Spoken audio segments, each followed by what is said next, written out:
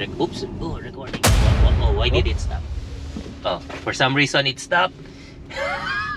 I don't know. I don't know why it stopped. First experience this 2023. Okay. With my brother-in-law, Kuya Denden. This is... Ito, Kuya Denden, kawai. Hello. Okay. Not the BM, but this logo. The T itself. Tesla. Anong model ito, Kuya? Model Y. Model Y. So, Intentionally, dito tayo sa likod niya para makita mo kung paano siya mag-start. Okay. Okay, so full self-drive. Okay, so we'll go and go to a destination. Let's say let's go to Barry Public Library.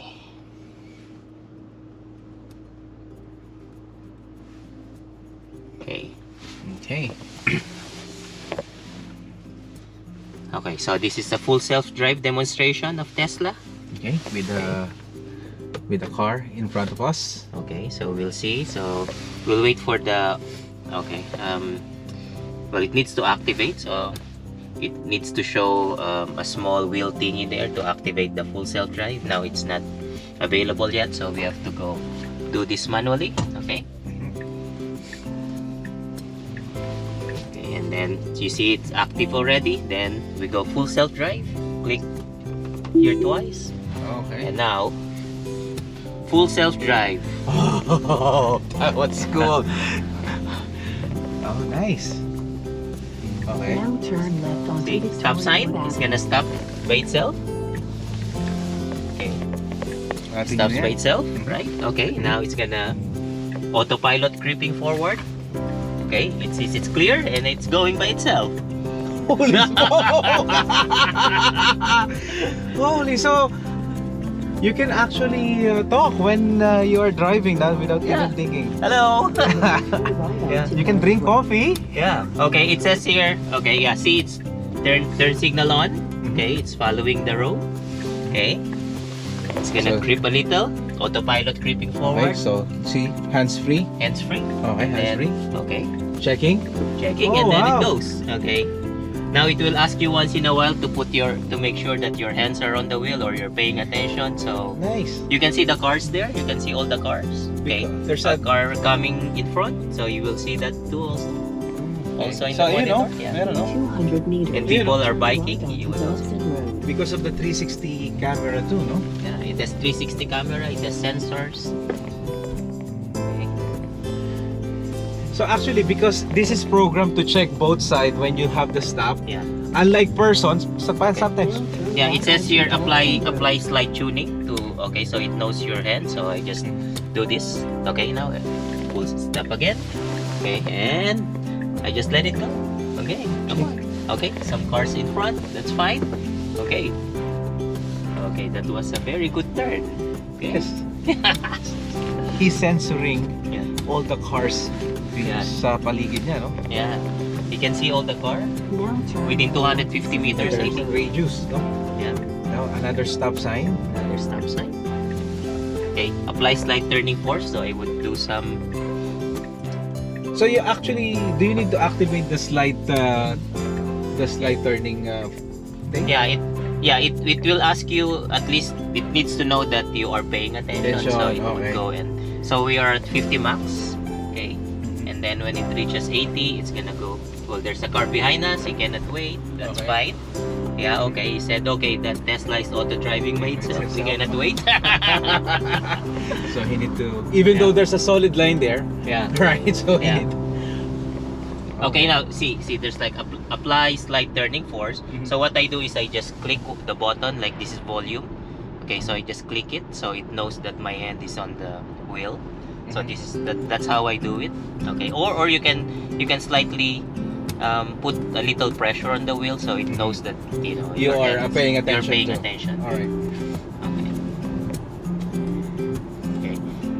In this place, a lot of this is slippery during winter in this place. That's why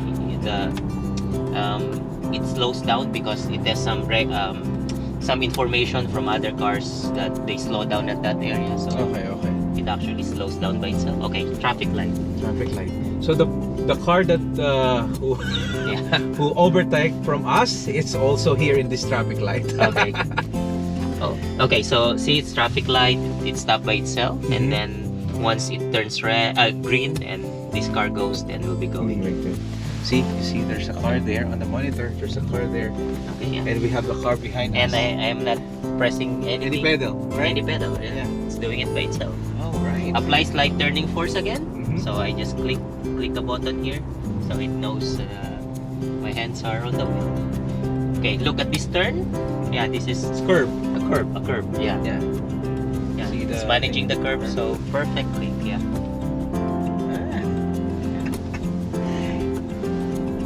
Speed limit. So it knows now we're 80. It's gonna be 50. So when it goes to reach to that point, it's gonna change to 50.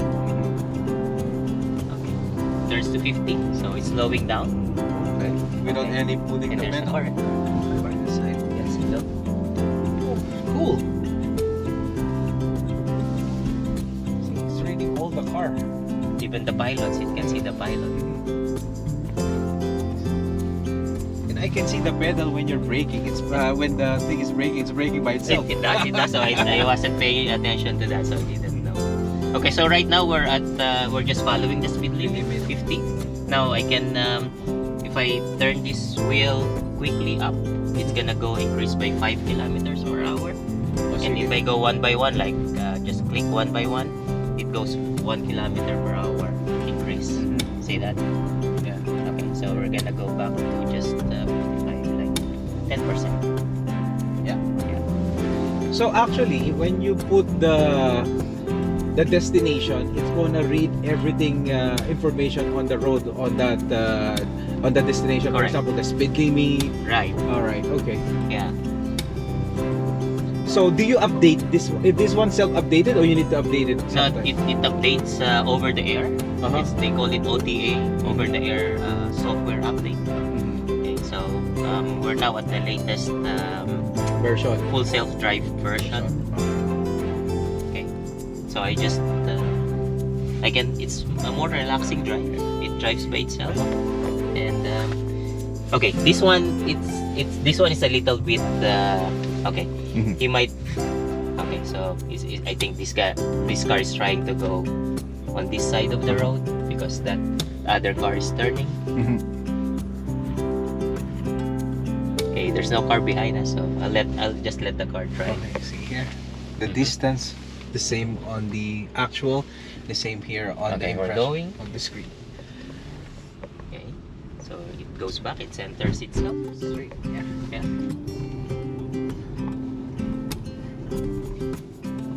If someone in the front, he always keep the distance and go on the little bit on the right side to make it more safer. Safer, right? Safer, yeah. I'm still here. My camera is not the self Hello. capturing. Maybe hopefully there's gonna be a camera is gonna be doing self driving. Oh, and this is a good space outside. You have the sunroof too. And I can actually record the last 10 minutes of the drive. So I go click the car button here, and then oops, recording. Why did it stop? Oh, for some reason it stopped. I don't know. I don't know why it stopped. Cut na lang natin. No. Yeah, keep it there. Yeah, Like there's a bug in the system. Yeah, for some reason it stopped. So good thing we stopped without even somebody in the front, in Yeah. the back, right? Yeah. Okay, four-way stop. We have a four-way stop here.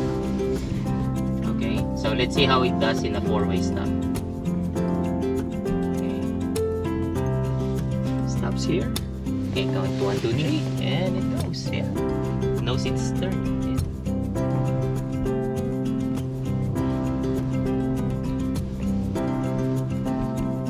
Okay, it's like every I think every 5-10 Oh, I seconds. think now why it stopped. Mhm. Because there's a lady on that side. Maybe he's thinking that he wants to cross. That lady might cross. Yeah, so Okay.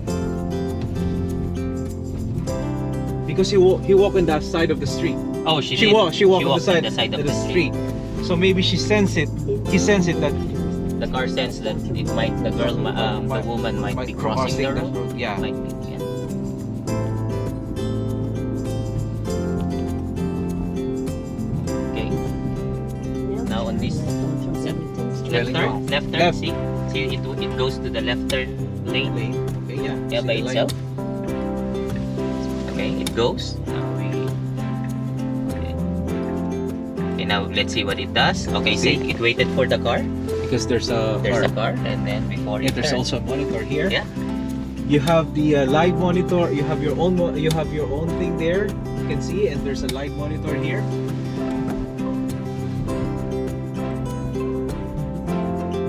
Smooth driving too. Yeah. Normally, if I shoot inside the car, I feel dizzy, but here no.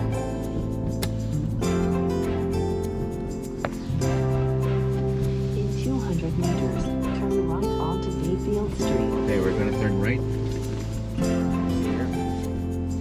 Okay, It's moving on goes the left and the to the right lane. Okay. Yeah. Slow down. Now turn right onto Mayfield Street. Now it's green, so easy. Just go. We're Let it turning, turn. we're turning, Turn by we're yourself. turning, we're Go ahead, go ahead. turning. Oh In my 200 god. meters, Okay, turn and then left onto doing St. its Louis own Street East. Left. change lane, right? Yes. Because it knows it has to go this way, Now and then turn left onto Sophia change Street lane East. here as well. Yeah, it's safe. Nothing Yeah. here. So it's turning. Turn, go turn. Oh my god. Now bear right onto McDonald Street. Okay, McDonald's. So this is not sponsored by McDonald's. It's just the street. In 200 meters, turn right onto Owen Street. Okay, and we're here. Okay, this is the Barry Public Library. Okay. Okay, we're gonna see, and I'm gonna shoot outside Yeah. to see them. That Just we gonna are. go in. Yeah. Okay. So there's some free charging station here. Okay. Okay, so that's and now you can see. Now Okay. turn right Now you've onto seen the Owen full Street. self-drive of Tesla. Okay, and so we are actually in 12 minutes driving from our location before here in Barry Public Library. That's the Barry Public Library. All right. Okay. Okay, so in Tesla, there's no ignition. So you just get in your car, okay, press the brake, and then you're ready to drive. And shift to drive. You should go down, shift to one, going to yourself, down, and then that would go into drive. And then you start driving. Okay, now a feature of, okay, let's not McDonald Street. Tesla also brakes by itself. It does regenerative braking. So when you let go of the gas, it's gonna stop by itself. Okay, so this is called one pedal driving. Okay, as you drive, it's just the gas that you're pressing on. Once you let go of the gas, then In it would stop by itself. turn right onto It will Mayfield Street. brake by itself. But if you need to brake, then you just Break it. press the brake. Okay, now we're gonna go full self driving again.